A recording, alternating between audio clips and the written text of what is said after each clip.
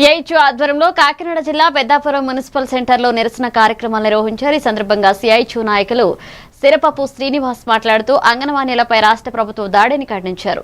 కనీస వేతనం అమలు చేయాలని, గ్రాట్యుటీ ఇవ్వాలని, స్కీమ్ వర్కర్లను ప్రభుత్వ ఉద్యోగులుగా గుర్తించాలని డిమాండ్ చేశారు.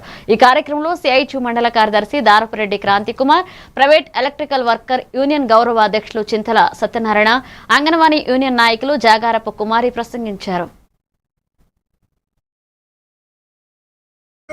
రాజమండ్రి వరకు కూడా ఇప్పుడు వరకు వేళ్ళలో తిప్పుతూనే అరెస్ట్ చేసి వాళ్ళు తిప్పుతూ కూర్చున్నారు. ఏ స్టేషన్లో ఎవరు ఉన్నారో కూడా ఇప్పటికీ ఎవరికి తెలియదు. దాంతో పాటుగా పాలకుతో కూడా తీసుకుంటాం, మీరు తెల్లవారుజామున మీరు ఎక్కించేశారు, మాకు కొంచెం రెస్ట్ ఇవ్వండి, బతిమాలను అన్న తీసుకుంటూ ఆ అవకాశం కూడా ఇవ్వకుండా చాలా దుర్మార్గంగా పోలీసులు వ్యవహరించారు.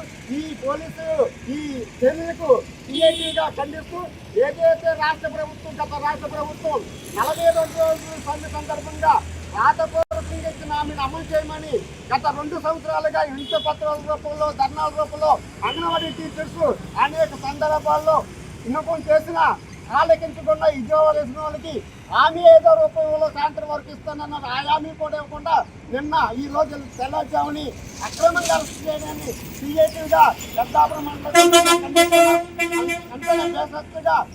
రద్దు చేసిన వారందరి ఎటువంటి కేసులు లేకుండా విడుదల చేయాలి. అలాగే రాష్ట్ర ప్రభుత్వం ఇచ్చిన హామీలను వెంటనే రాతపూర్వకం ఇచ్చిన హామీలను వెంటనే అమలు చేయాలని సిఐటి మండల కమిటీగా డిమాండ్ చేయడం జరుగుతుంది. అంగన్వాడీ టీచర్పై ప్రభుత్వం దమనకాండను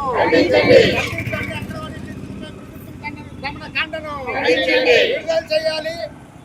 అరెస్ట్ చేసిన వారందరినీ విడుదల చేయాలి. పశ్చిమ గోదావరి